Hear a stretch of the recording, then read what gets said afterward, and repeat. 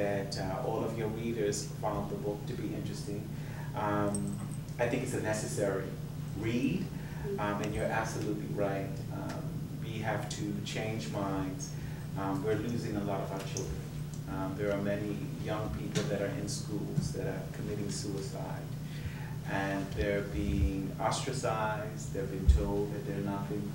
And for an 11-year-old or a 7-year-old who is confused about their sexuality or confused about some feelings, and then they go to church, and then they're, they're humiliated and dehumanized in the church. You go to school, and the teachers tell you the same thing, and then your friends or your children can be cruel somewhat too. And then they get back home, and then the mother has to climb some stairs to see her child swinging from a banister with an extension cord wrapped around his neck because he had nowhere to turn, and every adult that he turned to told him that he was nothing. And so if there is any way that we can change minds and shape thoughts and begin to start the dialogue, I think we should. And so why don't we do that with you, Tiffany? Are there any questions from any of you out there that you may have for Tiffany with regards to not necessarily the book, but her journey? Chapter 5, A Little Taste of the JJ. Yes. You also mentioned all he needs is a good piece of P-U-S-S-Y. What did you mean by that? He needs a good piece, and that would cure him, and he'll never want another man again. Oh my goodness. Wow. Yeah, pretty much what it says is what it means, yes. And I believe that there are a lot of women who feel the exact same way. Now, I don't believe, and this is a question that I ask a lot of women, if a man said, I am gay, or I used to be gay, or I have slept with a man, but now I am no longer gay, or I no longer sleep with men, I'm interested in getting married and having a family, I don't think that most women would go for that. But at the same time, it's also a challenge for us because it's also a challenge because I believe, I believe that most women believe, I believe that there is power in P-U-S-S-Y, okay? And that I do. And I just wish I could say that word. I have to spell it out. I really, it just does something to me. I can't say it. But I spelled it out in the book too. I spelled it out in the book too because I couldn't even type it out. Yeah, a lot of women are like, let me just give you some. Let me just give you the best that I can. Let me just be my best and put it down, okay? And you will just come on over, and to this side. Now, would women actually do it? I don't know. I don't know. Okay. I see some heads shaking. But isn't that interesting about the power of the PU? It can just change folks. It can make some men do some things now. But you know what? It can make some men do some things though, but I don't know if it has that life-altering sort of power.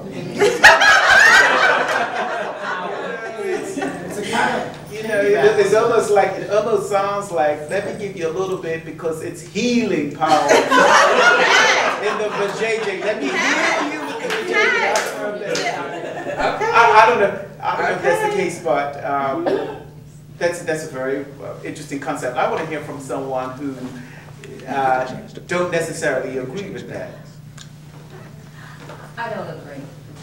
I listened and I read the book, and I commend you for writing it. The thing about it is, in my mind's mind, I keep going back to, I wonder how she was raised. What type of environment. I mean, I have very good friends that are gay. I don't think it's what a waste. I think it's your choice. I think that if that's the way that God made you, and that's just my own personal opinion, then that's the life that you choose. Nobody, I think, would want to choose to be gay because it's not an easy life. I don't want a man to say, I want some of the vajayjay and it's going to turn him. I want him to be who he is. I want you to choose a side And like my cousin said, I want you to use the vajayjay for the good. That's a very interesting perspective. I can appreciate that. And I just wish that thinking was a little bit more pervasive. Because once again, I think as adults, I think gay people as adults can adjust. But I think as children, they cannot. And I think we ought to be tired of seeing our children, get hurt and kill themselves. That's a big issue for me. And I think that you are who you are. But what society has told gay men is that they cannot be who they are. And particularly through many of the churches, and I have to say, black churches. And by the time you go to church Sunday after Sunday after Sunday, and you could be a tither, you could be a choir director, you could be committed to the church, you could sweep the floors and park the cars, but you're still going to hell, you're not good enough. And people, we naturally have a need to socialize, to be a part of a group, to be accepted. And what we would often do is live a lie in order to be accepted to the group that matters the most to us at the time. And because we have been socialized through the church, that becomes the primary social group for us, and there is a innate need to feel accepted. And then therefore you have this DL sort of lifestyle, and you get people living lives, and unfortunately it hurts themselves and it hurts others. But did you want to make a comment to that? Because, no, let's go to the sister, because they will all go into hell and, gas G-strings, but you're in college. And gas G-strings, wow.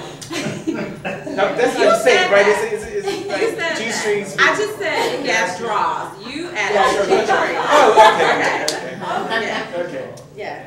But what is your thing? Oh my goodness, wow. Loaded questions. Well, piggybacking back to what you said, I was raised in a traditional Baptist church. And again, in inner city Detroit.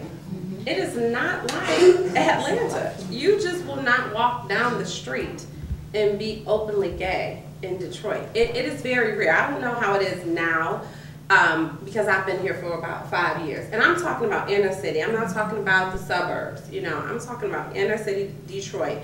My high school, no. There was always that one that was on the dance team, and there were questions about him, but everybody kind of gave him a pass. But so that means they were not on the football team. No.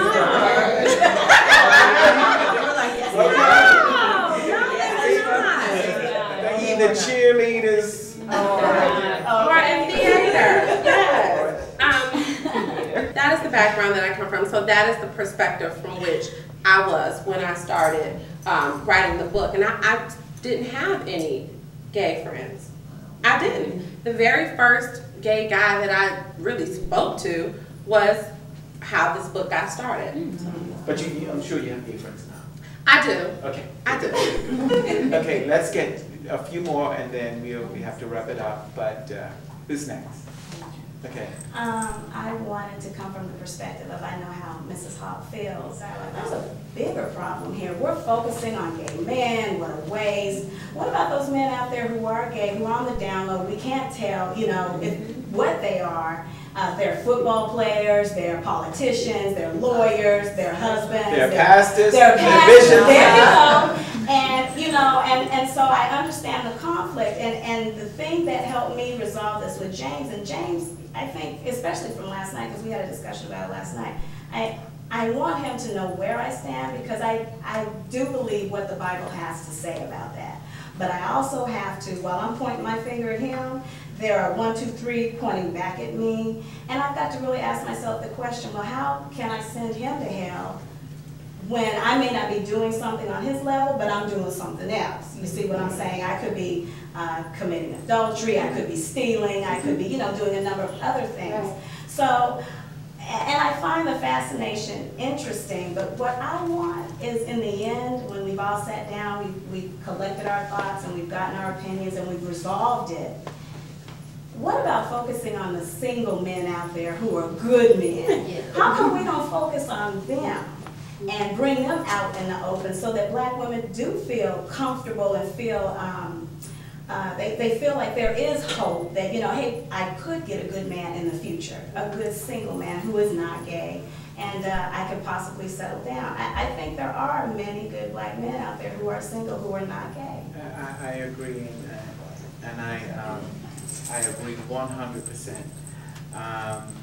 But to your point, though, and to individuals who are living on the down low, I think that, like you said, that's a bigger problem. And it's a bigger problem, and until we can accept people for who they are, they're going to continue to live on the down low. But the Bible also says that we are all sinners, saved by grace. So it doesn't matter who you are. We are all sinners, saved by grace. And so if you really believe the Bible and what it has to say, then we are truly all sinners. And we don't know which one of us he's going to pluck. So it could be, if you really believe that gay man is a sinner, then what grace will be extended to him and not to you, for whatever reason. Because he could be a gay man, but he would have built a hospice for old children who are suffering with AIDS. He could have helped, you know, be loyal to his mama, his sister. You know, he could be working in the community, and then you can have someone right in the church that just beats the Bible to death, and they involved in backbiting and gossip. So, you know, but you don't know who the gate is going to be open to, because we are all sinners, saved by grace.